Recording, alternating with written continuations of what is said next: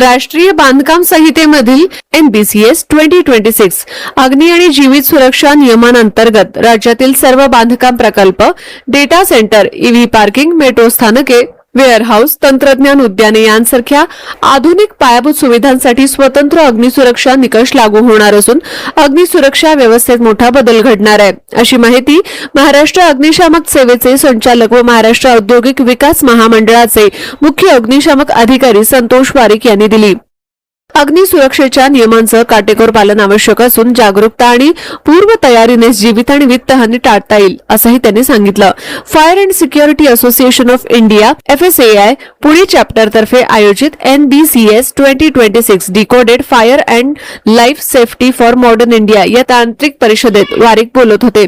महाराष्ट्र अग्निशामक सेवा पुणे महानगरपालिका आणि पुणे महानगर प्रदेश विकास प्राधिकरण PMRDA यांच्या सहकार्याने वाकड येथील हॉटेल टिपटॉप इंटरनॅशनल आयोजित कार्यक्रमात महाराष्ट्र अग्निशामक सेवेचे सहाय्यक संचालक किरण हत्याळ, PMRDAचे मुख्य अग्निशामक अधिकारी देवेंद्र पोटफोडे, NBCS 2026 मसुदा समितीचे सदस्य विनोद कापसे, FSAI पुणे चॅप्टरचे अध्यक्षा सुजल शाह, माजी अध्यक्ष ऋषिकेश कुलकर्णी, सचिव सागर मुनीश्वर यांच्यासह संयोजक सागर कुलकर्णी, सिंपल जैन, विनायक जोगळेकर, अमोल उमरजे, सारिका मोरे, शिवम फायरवाला, मानसी कुलकर्णी, मानस भाटिया, कुणाल कोळपकर आणि ऋतुराज कुलकर्णी उपस्थित होते। या परिषदेसाठी आयोजक EGIoT, लहरी वाल्व, KEI केबल, विघ्नहर्ता technology, BK industries, इज्वल water tank यांचे सहकार्य लाभले।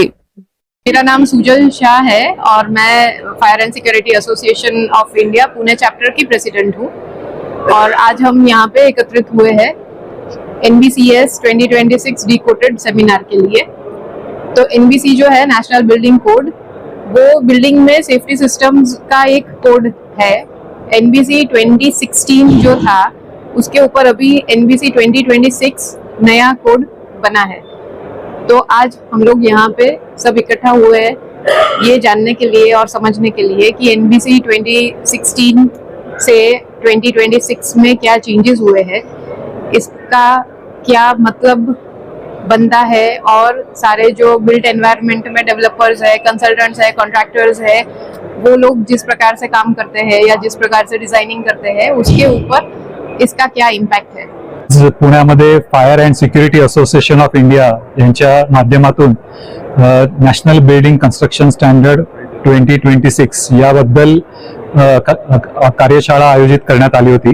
या कार्यशाळेमध्ये नॅशनल बिल्डिंग कन्स्ट्रक्शन कोडमध्ये पार्ट F जो फायर अँड लाईफ सेफ्टीच्या साठी फार महत्वाचा भाग आहे, याच्यामध्ये इमारतीच्या बांधकाम केलं जातं, त्याच्यामध्ये अग्निशमन व जीव संरक्षणाच्या दृष्टिकोनातून काय उपाययोजना कराव्यात या संदर्भातल्या गाईडलाईन्स दिलेल्या आहेत। 2023 पासून महाराष्ट्र अग्निशमन जो कायदा आहे, Maharashtra fire prevention and life safety major act आहे, ह्याच्यामध्ये हे ऑटोमेटेड कंटिन्युअस मॉनिटरिंग सिस्टम जी नॉर्मली IoT बेस म्हणजे इंटरनेट ऑफ थिंग्स असते त्याच्यावर अवलंबून आहेत। तर ज्या काही बिल्डिंग्स आहेत त्या कायद्याच्या कलम 45 मध्ये दिलेले आहेत। उदाहरणार्थ रेसिडेन्शियल बिल्डिंग 70 मीटरच्या वर किंवा हॉस्पिटल बिल्डिंग 30 मीटरच्या वर, तसेच कमर्शियल बिल्डिंग ज्या 30 मीटरच्या वर आहे, अशा सर्व बिल्डिंगला ह्या ऑटोमेटेड कंटिन्युअस मॉनिटरिंग सिस्टम।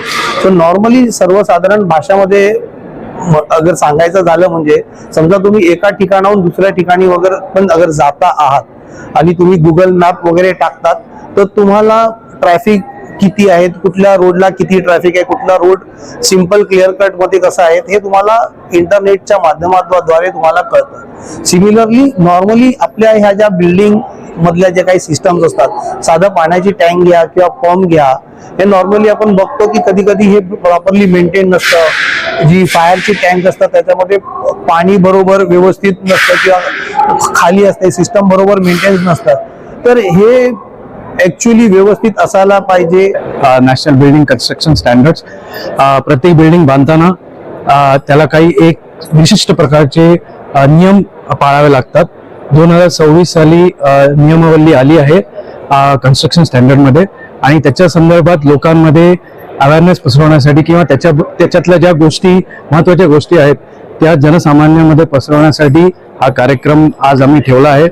आज आमच्या इकडे फायर डिपार्टमेंट मधनं दिग्गज लोक आले आहेत, महाराष्ट्र फायर सेफ्टी डिपार्टमेंटचे दिग्गज ऑफिसर असतील, पुण्यातले फायर ऑफिसर असतील किंवा मुंबई ठाण्यातले जे फायर ऑफिसर असतील ते पण आज पुण्यात आले आहेत. आणि आज 250 डेलिगेट्स आज इथे आले आहेत. सो कार्यक्रम खूपच चांगला आहे आणि असे आम्ही दर महिन्याला एक छोटे टॉपिक घेऊन याच्यावरती कार्यक्रम करत असतो आणि जनसामान्यांपर्यंत पोहोचायचा प्रयत्न करत असतो. धन्यवाद.